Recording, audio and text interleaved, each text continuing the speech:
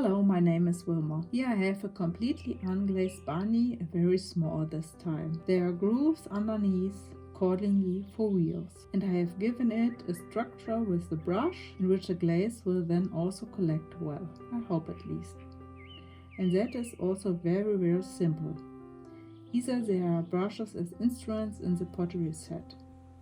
There you have to look then that you push it quite relaxed over the clay.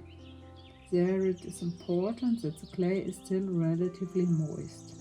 If it dries very much, it becomes more difficult to create such effects. In the brush, there collect the clay, let's let it dry and then pull it out over the trash can.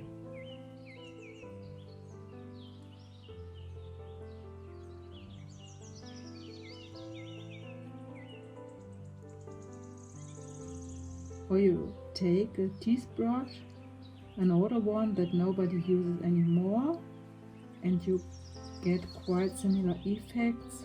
The effect is a little different.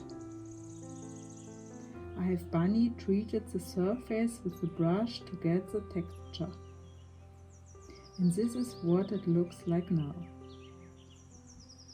And soon you will see how it looks like when it's glazed and the wheels are on it. Here it is a little bunny where I create the surface with a brush. He turned out very nice from my point of view. I really wanted him to look friendly on the one side and a little sly and fierce on the other. The glaze prevented that. On the one side he looks winky and friendly, and on the other side he looks friendly too. But still it turned out nice. I'm quite pleased, and now it can go into the world. See you next week. Bye.